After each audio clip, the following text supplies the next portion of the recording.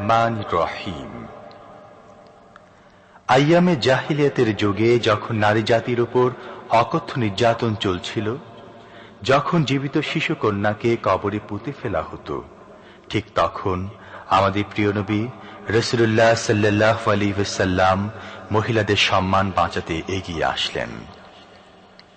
তিনি তার নিজের স্ত্রী আর কন্যাকে ভালোবাসলেন প্রাণ উজাড় করে দিয়ে।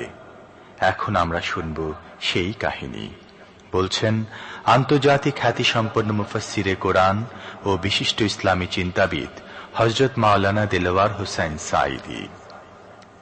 শব্দগ্রহণে মাহসিন সাউন্ড সিস্টেম, প্রযোজনায় সিএইচপি, পরিবেশনায় স্পন্দন অডিও ভিজুয়াল সেন্টার, ঢাকা।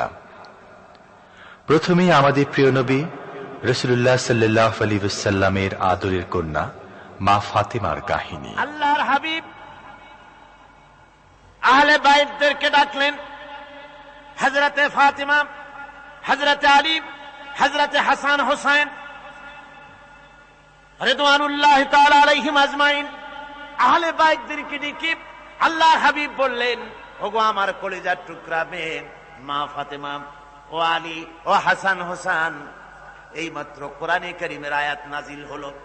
আল্লাহ রাব্বুল আলামিন আমাকে বলতে বলেছেন, আমি জানি না, আমি নবী জানি না কিয়ামতের দিন আল্লাহ আমার সাথে কি ব্যবহার করবেন, আর আমি এও জানি না যে আল্লাহ রাব্বুল আলামিন তোমাদের সাথে কি ব্যবহার করবেন। সুতরাং ও ফাতেমা, মুহাম্মদ সাল্লাল্লাহু আলাইহি ওয়াসাল্লামের মেয়ে হিসেবে নাজাতের কোনো ফয়সালা তোমার হবে না। ও হাসান হোসেন, মুহাম্মদ সাল্লাল্লাহু আলাইহি ওয়াসাল্লামের নাতি হিসেবে তোমাদের ফয়সালা হবে না। কিয়ামতের দিন তোমাদের ফয়সালা হবে যার যার আমলের উপরে। আমলকে ভালো করে গঠন করো, এই আমল তোমাকে কিয়ামতের দিন তোমাকে বাঁচাবে। আমল তৈরি করো ভালো করে, আমার দোহাই দিয়ে নাজাত পাবে না, আমল তৈরি করতে হবে। কথা বুঝতে পেরেছেন? কথা বুঝে আসছে? আমার বন্ধুগণ, হযরতে ফাতিমা রাদিয়াল্লাহু তাআলা আনহা ইন্তেকালের আগে, মরজে মওত যখন হলো, ইন্তেকালের আগে তিনি হযরত আলীকে, তার স্বামীকে ডেকে বলেন, প্রাণের স্বামী, আমার মওত যখন হয়ে যাবে বেশি লোককে খবর দিবেন না, অল্প লোকদেরকে জানাই আমার জানাজার ব্যবস্থা তাড়াতাড়ি করে মাদফুন করে আমাকে দিবেন। গভীর রাত্রে হযরত ফাতিমা রাদিয়াল্লাহু তাআলা আনহা ইন্তেকাল করলেন। কিছু সংখ্যক সাহাবীদের কাছে খবর দিয়া অল্প সময়ের ভিতরে জানাজার ব্যবস্থা করা হলো। হযরতে আবু যর গিফারী রাদিয়াল্লাহু তাআলা আনহু কবরের ভিতরে নেমে গেলেন।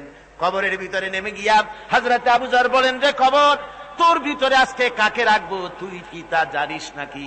কোনো জবাব আসে না।